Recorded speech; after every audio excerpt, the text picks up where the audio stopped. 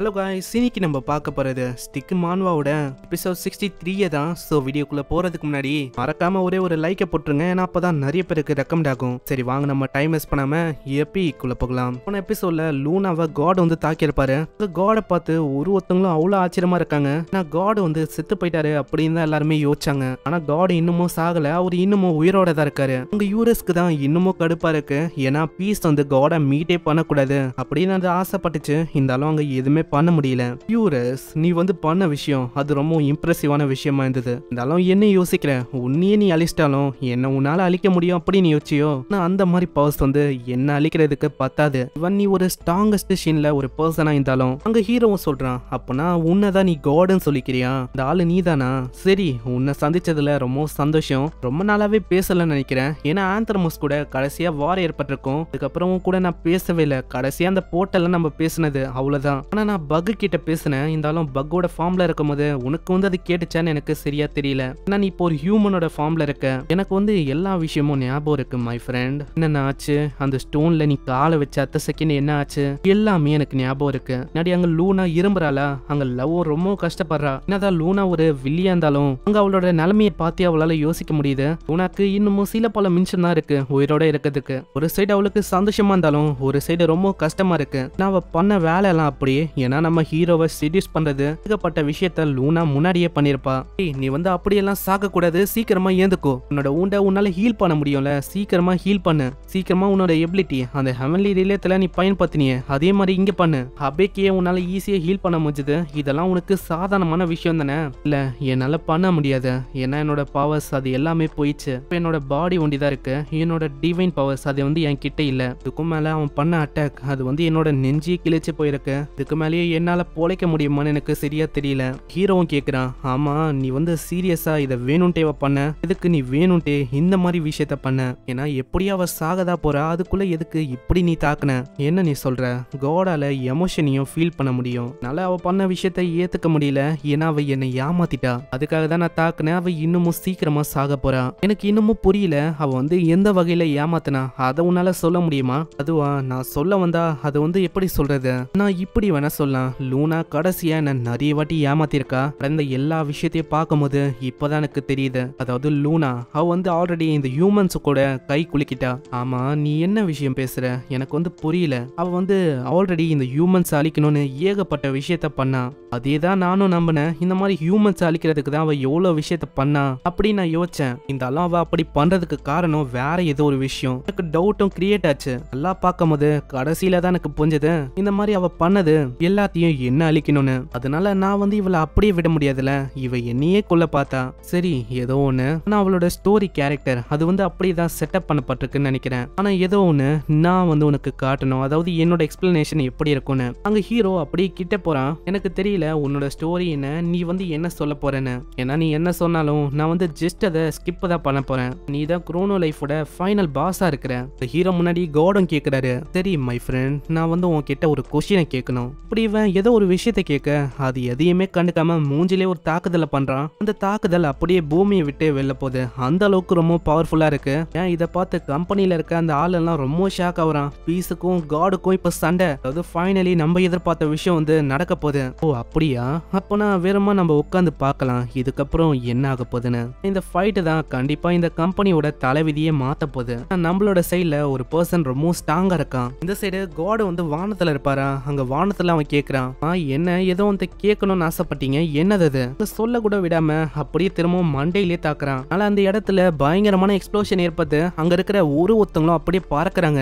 அந்த பூமியை பயங்கரமா அதிர ஆரம்பிக்குது. இந்த சைடு லவ்வுக்கும் மத்தவங்களுக்கும் எதுவுமே ஆகல. ஏன்னா லவ் அவளோட ஸ்கில்ல வச்சு எப்படியே காப்பாத்திருக்கா. பார்த்து நம்ம ஸ்லாத் ரொம்ப ஷாக் ஆகுறான். ஏன்னா இதே ஸ்கில் இதுதான் நம்ம என்வி பாடியோட கண்ட்ரோல் எடுக்கும் போது பயன்படுத்துச்சு. இப்போ என்னன்னா நம்ம லவ்வால இதை பயன்படுத்த முடியுது. லவ்வும் டீஆக்டிவேட் பண்ணிட்டு சொல்றான், நான் வந்து எப்படியும் உங்க எல்லாரையுமே காப்பாத்திட்டேன். இங்க இருக்கிற யாருக்குமே எதுவுமே ஆகல. அங்க லவ் கிட்ட ஸ்டார்லட் சொல்றா, ஹே லவ், நீங்க பண்ண விஷயம் அது வந்து ஆசமா இருந்துச்சு. நீங்க எல்லாரையுமே காப்பாத்திட்டீங்க. ஏதோ ஒண்ணு நம்ம இப்பதான் ரொம்ப ஜாக்கிரதையா இருக்கணும். திடீர்னு ஒரு பயங்கரமான எக்ஸ்ப்ளோஷன் ஏற்படுது. அங்க இதை பார்த்து லவ் அவங்க சொல்றா, நம்ம வந்து இங்கேயே நிறைய நேரம் இருக்க கூடாது. இதே மாதிரி போச்சுன்னா நம்ம ஜியோ இந்த உலகத்தையே அழிச்சாலும் அழிப்பான். ரைட்டோ சொல்றான், ப்ளீஸ் அப்படி ஒண்டி பண்றாத, இந்த உலகத்தை அழிச்சிடாத. இந்த சைடு அங்க இதை பண்ணதும் நம்ம ஜியோ தான். அவன் தாக்குற தாக்குதல்ல அந்த இடமே நாசமாவுது. அவனோட மில்லியன் ஸ்ட்ரைக் அதை வச்சு அவன் திரும்பவும் தாக்குறான். அது காட் மேல ஒரு வாட்டி படும் போதும் பயங்கரமான எக்ஸ்ப்ளோஷன் அங்க சுத்தி ஏற்படுது. மை ஃப்ரெண்ட், இப்போ எனக்கு புரியல நீ எதுக்காக இன்னமும் ஹியூமன்ஸோட பக்கத்துல இருக்க.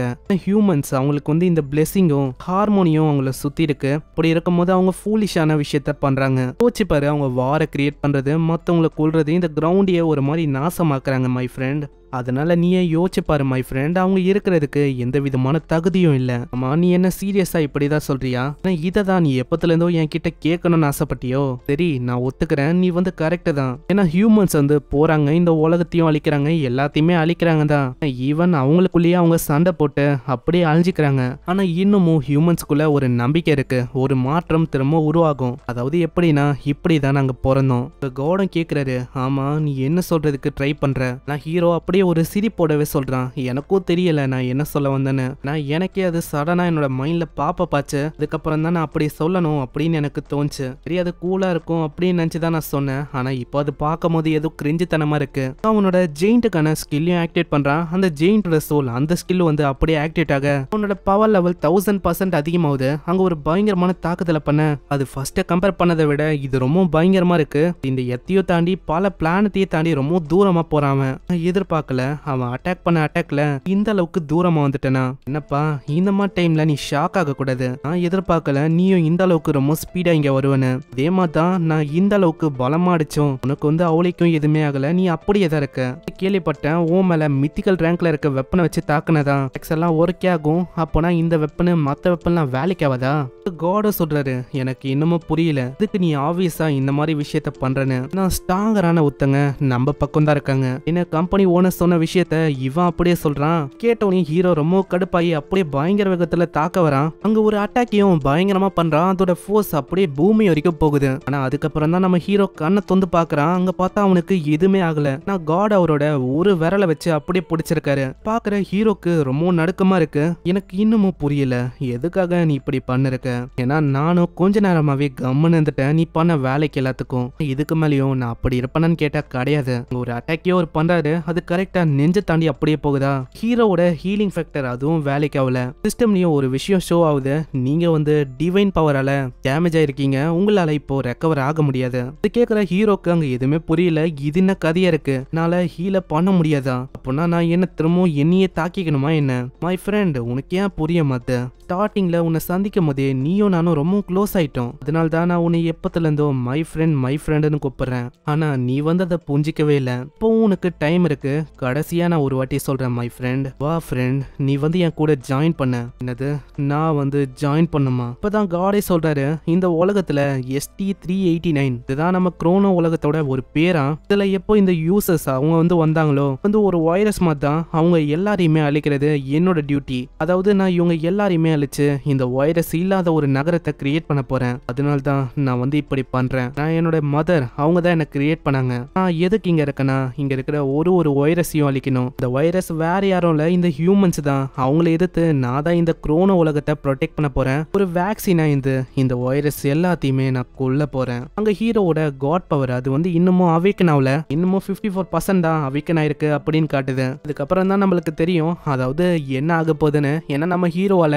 இன்னமும் ஹீலிங் ஃபேக்டரை பயன்படுத்த முடியல. அதே மாதிரி அவனோட காட் மோடுக்கும் போகல. ஏன் காட் வந்து இப்படி பண்ணோம்? அந்த மதர்ன்னு சொல்ற அந்த மதர் அது வந்து யாரு, அதுவும் நம்மளுக்கு இன்னமும் தெரியல. இந்த மாதிரி நம்ம நடுவுல பாத்திருப்போம். நம்ம கம்பெனி ஓனர் சொன்ன விஷயத்த அப்படியே இந்த காடும் சொல்லியிருப்பாரு. ஆங்கரான ஒருத்தங்க வந்து நம்ம பக்கம் இருக்காங்கன்னு. அது என்ன, அதுவும் நம்மளுக்கு நெக்ஸ்ட் எபிசோட்ல தெரியும். மறக்காம ஒரே ஒரு லைக்கை போடுங்க. ஏன்னா என்னோட கணக்குப்படி ஒரு 800 பேர் லைக்கை போடுறாங்க. அவங்களுக்கு கொண்டுதான் இந்த மான்வா பிடிச்சிருக்கா எனக்கு தெரியல. ஒரு லைக்கை போட்டா நானும் நம்பியே போடுவேன் இந்த மாதிரி நிறைய பேருக்கு பிடிச்சிருக்குன்னு. லைக்கோ கமெண்ட்ஸும் வரதுல எனக்கும் தெரியல அதாவது இது உங்களுக்கு பிடிச்சிருக்கான்னு. இன்னமும் ஒரு 30ல இருந்து ஒரு 25 எபிசோட் தான் நம்ம சீக்கிரமாவே பார்த்துடலாம். அதுக்கு தேவை உங்களோட சப்போர்ட் ஒண்டி தான். மறக்காம ஒரே ஒரு லைக்கை போட்டு சப்போர்ட்டை லைக்ல காட்டுங்க. எனக்கும் அப்பதான் தெரியும். அதே மாதிரி சேனலுக்கு சப்ஸ்கிரைப் பண்ணலையா, சப்ஸ்கிரைப் பண்ணிக்கோங்க. நான் உங்களை நெக்ஸ்ட் எபிசோட்ல சந்திக்கிறேன். தேங்க்யூ ஃபார் வாட்சிங். சைனரா.